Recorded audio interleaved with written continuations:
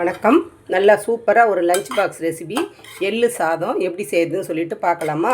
வீடியோவை ஸ்கிப் பண்ணாமல் முழுசாக பாருங்கள். அப்போ தான் எந்தெந்த பொருள் எதில் எவ்வளோ சேர்க்குறோன்றது நல்லா தெரியும். வாங்க வீடியோக்குள்ளே போகலாம். வணக்கம். சிம்பிளாக ஈஸியாக ஒரு லஞ்ச் பாக்ஸ் ரெசிபி செய்ய போகிறோம். எள்ளு சாதம் எப்படி செய்யுதுன்னு சொல்லிட்டு பார்க்கலாம். இதில் பாருங்கள், துவரம்பருப்பு ஒரு ஸ்பூனு, உளுந்து ஒரு ஸ்பூனு, தனியா ஒரு அரை டீஸ்பூன், 2-3 காஷ்மீரி மிளகா, காரத்துக்கு தகுந்த மாதிரி மிளகா, தனி மிளகா, ஒரு கொத்து கருவேப்பிலை. இதை நம்ம நல்லா வானலில் போட்டு வெறுமா வறுத்துக்கலாம். இது எல்லாமே நல்லா வாசனை வர்ற பக்குவத்துக்கு நம்ம வறுத்து எடுத்துக்கலாம்.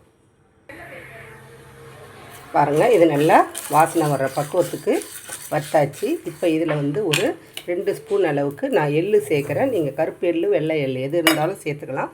இதை போட்டுட்டு நம்ம ஸ்டவ் ஆஃப் பண்ணிடலாம். எள்ளு இந்த சூட்லேயே வெடித்து ரெடி ஆகிடும்.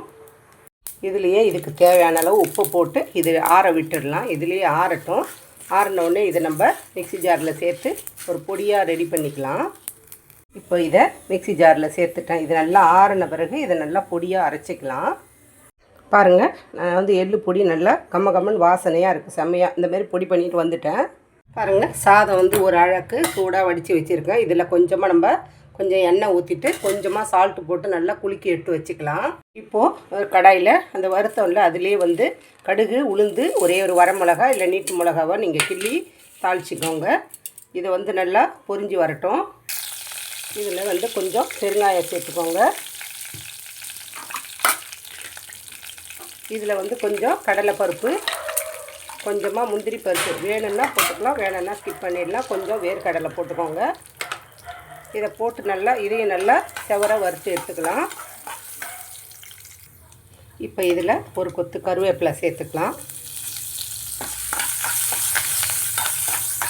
இந்த பருப்பெல்லாம் நல்லா பொரிஞ்ச உடனே கருவேப்பிலை சேர்த்துட்டு இதையும் நல்லா கலந்து கொடுத்துட்டு நம்ம வடிச்சிருக்க சாதத்தை போட்டுடலாம். அதுக்கப்புறம் நம்ம பொடி பண்ணி வச்சுருக்கிறத நான் இந்த மாதிரி ஒரு ஏர்டைட்டான பாக்ஸில் போட்டுக்கிட்டேன்.